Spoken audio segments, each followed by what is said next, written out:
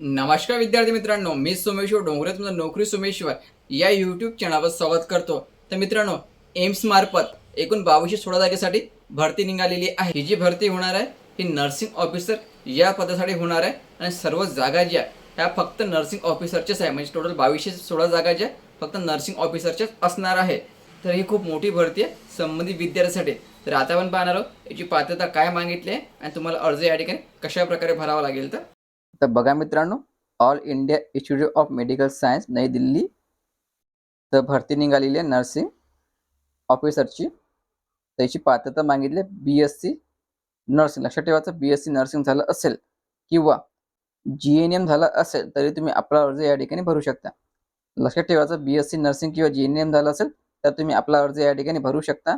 BSc nursing झालेला आहे त्यांना अनुभवाची गरज नाही आहे, पण ज्यांचा GNM झालेला आहे त्यांना अनुभव मागितलेला आहे 2 वर्षाचा आणि ते पण 50 बेडेड हॉस्पिटलचा। ठीक आहे, BSc नर्सिंग झालं असेल तुम्हाला अनुभवाची गरज नाही आहे या ठिकाणी, पण GNM झालं असेल तर तुम्हाला या ठिकाणी अनुभव मागितलेला आहे 50 बेडेड हॉस्पिटलचा 2 वर्षाचा आणि तुमचं रजिस्ट्रेशन पण या ठिकाणी लागेल GNM वाल्यासाठी। एक्झाम शुल्क असणार आहे ओपन OBC ला 3000 रुपये आणि SC ST EWS ला 2000 रुपये। अपंगांना एक्झाम शुल्क माफ आहे, तर ही फी तुम्ही ऑनलाईन द्वारे पण भरू शकता। या ठिकाणी 2 एक्झाम घेतले जाणार आहे, पूर्व आणि मुख्य।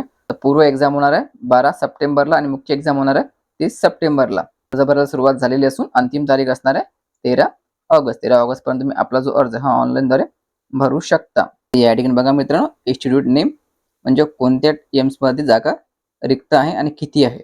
या ठिकाणी बघा मित्रांनो, नागपूरच्या पण जागा या ठिकाणी दिलेली आहे। टोटल 23 जागा नागपूरच्या आहे। ठीक आहे, 23 जागा या ठिकाणी नागपूरच्या आहे। यामध्ये हँडिकॅपच्या पण जागा दिलेल्या आहे, व्यवस्थित चेक करून घ्यायचं। ठीक आहे, मेल फिमेल दोन्ही आपला अर्ज या ठिकाणी भरू शकतात। या ठिकाणी पूर्व आणि मुख्य एक्झामद्वारे तुमची नियुक्ती होणार आहे।